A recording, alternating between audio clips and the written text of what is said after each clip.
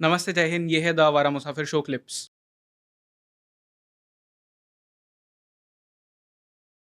Okay. तो ये जो हिंदू मुस्लिम एंगल है, ये तो मुझे मतलब छोटा राजन वाले वो केस में भी मुझे नहीं लगता कि वो है। वो कवर स्टोरी हो सकती है, छोटा राजन ने खुद ने बनाई हो सकती है पीआर के लिए।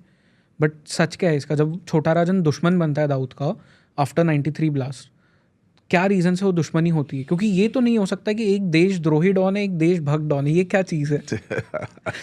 डॉन डॉन होता है, क्रिमिनल क्रिमिनल होता है, उसकी कोई दूसरी कैटेगरी नहीं होती, उसकी कोई जात, धर्म, देश, समाज और कुछ नहीं होता है।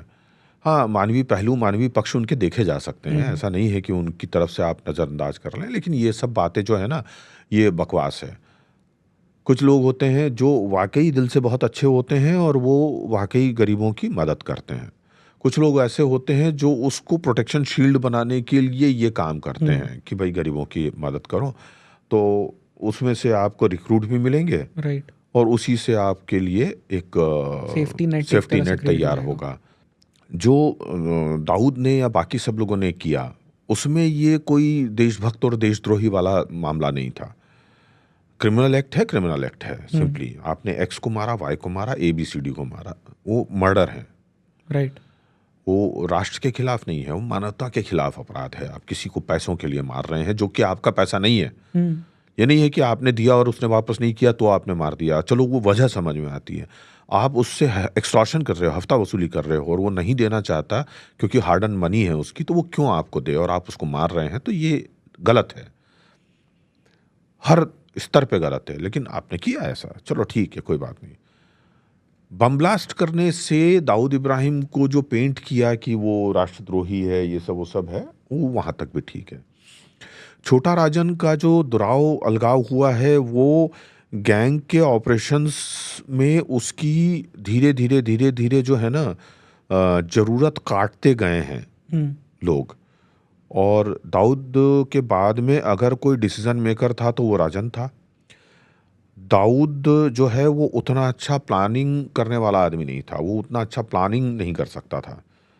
राजन जबकि बहुत बढ़िया प्लानर था। जितने भी उस वक्त के मर्डर एग्जीक्यूट हुए हैं या बड़ी हफ्ता वसूली हुई है, सुपारियाँ किलिंग्स हुई हैं, वो सारी की सारी जो है वो राजन ने एग्जीक्यूट की है।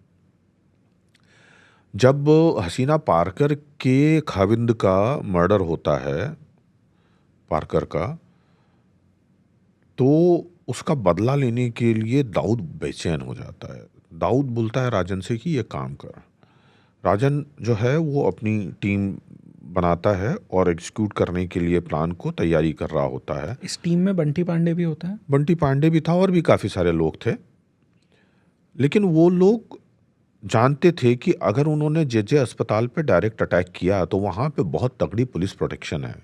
वहाँ पे अगर गए तो ब्लड शेड होगा और उस ब्लड शेड में कई निर्दोष लोग मारे जाएंगे। हो सकता है पुलिस मारी जाए, और पुलिस का मारा जाना जो है, बॉम्बे पुलिस कभी भी उसको सीधे तौर पे नहीं लेगी और बहुत ज़बरदस्त रिटेलिएशन आएगा। क्योंकि बॉम्बे पुलिस की प्रोफेशनलिज्म से तो सब वाकिफ़ हैं ही। बॉम्बे पुलिस के जो बदला लेने की जो नीयत और नीति है ना, उससे भी सब वाकिफ़ हैं। वो बख्शते नहीं है फिर किसी को। मुंबई पुलिस की एक बहुत बुरी आदत रही है और अब नहीं बता सकता कि अब कितनी है, क्योंकि अब लीडरशिप उस क्वालिटी की बची नहीं, उस वक्त थी। तो उन्होंने ये कहा कि इसको थोड़ा सा रुक करके ऐसा टाइम देखते हैं जब उनको कहीं जेल लेके जाएंगे या कहीं हॉस्पिटल लेकर के जाएंगे या कुछ करेंगे, ऐसा कुछ होगा तब उनको मारेंगे। तो कोर्ट लेके जाएंगे जब, तो छोटा शकील ने दाऊद को भड़काना शुरू किया कि भाई वो हिंदू है, भाई वो ऐसा है, भाई वो ऐसा है, इसके कारण वो नहीं कर रहा, ये नहीं हो रहा, वो नहीं हो रहा। तो उस चीज़ के कारण जो है दाऊद ने कहा कि जा तू कर दे। इसने आनन फानन बंदे इकट्ठे किए, भेजे, वो हुआ और उसका रिपरकेशन बहुत बुरा आया। 60-65 लोग गिरफ्तार हुए, बहुत सारे फिर एनकाउंटर्स हुए। शुरू एनकाउंटर्स उसके बाद से हो गए थे और दाऊद को बहुत नुकसान हुआ उस जल्दबाजी में हुए ऑपरेशन से। राजन को जब ये चीज़ पता चली तो उसने दाऊद से कहा कि आपने ये क्या किया। दाऊद के पास कोई जवाब नहीं था, लेकिन वो पहली दरार थी जो पड़ी थी रिश्तों में। जो विश्वास का रिश्ता होता है ना, पति पत्नी के बीच, दो दोस्तों के बीच, माँ बाप जो हैं बेटे बच्चे उनके बीच, एक प्रेमी प्रेमिका के बीच, वैसे ही बिजनेस में, अंडरवर्ल्ड में भी दो लोगों के बीच में एक विश्वास का रिश्ता होता है, तभी वो चलता है।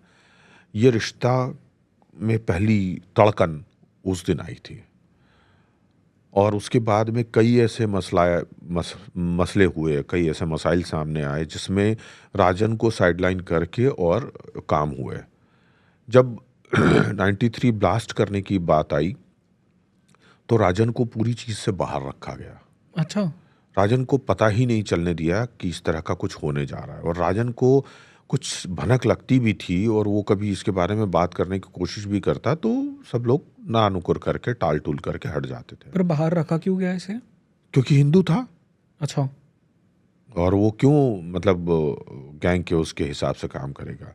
लेकिन जब उसे ये चीज़ पता चल भी गई होगी, जहाँ तक कि मेरी इन्फॉर्मेशन है उसे पता चली थी और उसने दाऊद के सामने इस बात के लिए डिस्प्लेजर शो भी किया था, तो दाऊद ने कहा था कि ये तुम्हारा काम नहीं है, तुम इस बीच में मत बोलो। और मुझे लगता है कि ये लास्ट नेल ऑफ द कफिन थी कि भाई ये तो चीज़ गलत हो रही है और इससे पूरी की पूरी गैंग ख़त्म हो जाएगी और सब खत्म, और वो हुआ भी। 93 ब्लास्ट के बाद में जो उतार आया है वो तो दुनिया ने देखा है। ये अंतिम उसके जो मसला हुआ वो ये हुआ कि ये लोग सब साथ में खाना खाने बैठा करते थे। एक दिन ये लोग बैठे हुए थे, उसमें नूरा ने कुछ या अनीस ने, किसी ने राजन के ऊपर कोई फप्ती कस दी, इसने उसको तमाचा मार दिया। जिस हाथ से वो खाना खा रहा था उसी से तमाचा मारा था, उसको धोया भी नहीं, नीचे आया, अपने बंदों को फ़ोन किया कि मेरा पासपोर्ट, जितना कैश और 2 कपड़े लेकर के फलानी जगह पहुंचो। वहाँ से उनसे वो लिए, उधर से वो सऊदी या बहरीन कहीं गया, वहाँ से उसने सीधे फ़्लाइट पकड़ी और फिर गायब हो गया। असल में अलगाव यहाँ हुआ, इस वजह से हुआ। ओके। ये कहानी जो है ये डी कंपनी के अंदर से ही छन कर रिस्क कर आई है।